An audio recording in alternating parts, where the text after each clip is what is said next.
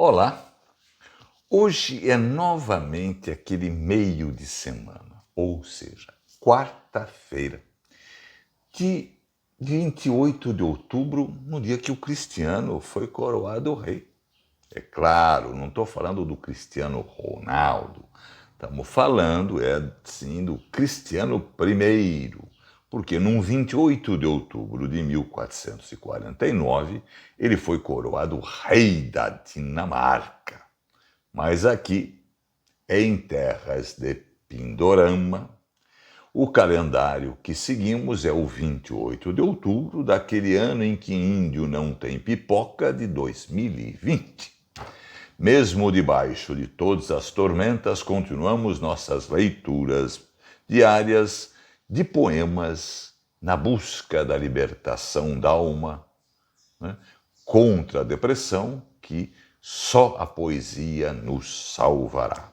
E como ontem a nossa nau da língua portuguesa deu uma guinada total, voltando para as terras lusitanas do século XV, a nossa nau continua estacionada lá, porém desta vez no século XVII, né, aonde nasceu em 1610, em Lisboa, o poeta Antônio Serrão de Castro, que faleceu em Lisboa em 1685. Aliás, ele nasceu e morreu e passou toda a vida dele em Lisboa.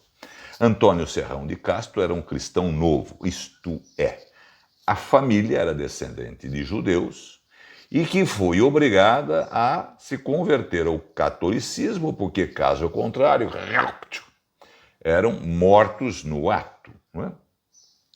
Embora tenha se convertido, ele, a família, os filhos, as irmãs, isso não bastou. A Inquisição prendeu todos eles foram presos.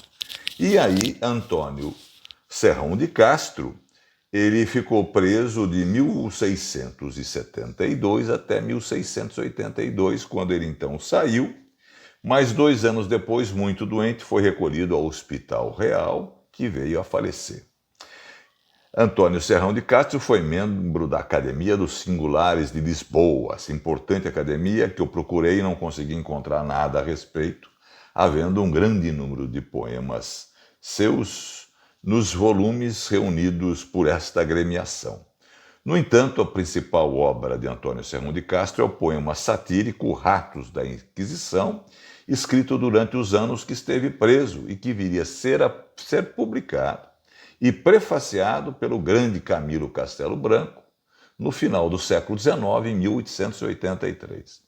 Portanto, eu vou ler para vocês 4 desses deliciosos pequenos poemas satíricos de Antônio Serrão de Castro, né, que se encontram no livro Os Ratos da Inquisição. O primeiro se chama Desta Água Não Beberei, e diz assim: Desta água não beberei, é um dito muito comum, mas de vós não diz nenhum. Deste pão não comerei, porque muito certo sei que quem pão alheio achou, que dele muito gostou, seja de trigo ou de centeio, porque comer pão alheio a ninguém enfastiou. O segundo pequeno poema diz: Quem não trabuca, não manduca. Lembrando que trabuca vem do verbo trabucar, ou seja, trabalhar. E manduca vem do verbo manducar, que seja comer ou consumir. Diz assim os versos: Olhai que quem quer comer trabalha, lida e trabuca. Que quem trabuca, manduca, 1000 vezes ouvi dizer, mas ociosos viver e vir comer pão alheio é um caso muito feio. Coma quem sua e trabalha, beba quem na eira malha, ao sol e calma o centeio. O outro poema se chama Em Terra de Cegos, quem tem um olho é rei. Nenhum erro cometi em chamar torta a fortuna, que a esta varia importuna, chamar cega sempre ouvi, mas eu mais a engrandeci, pois se torta lhe chamei, de mais um olho lhe dei, e quem com olho se achar, muito bem se pôde achar na terra de cegos, rei. E o último pequeno poema vem da Titibi Manusavara.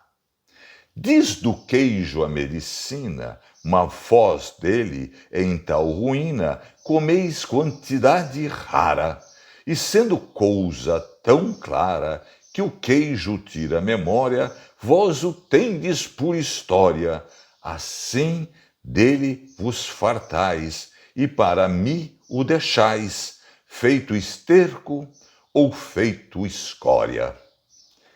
Só a poesia nos salvará.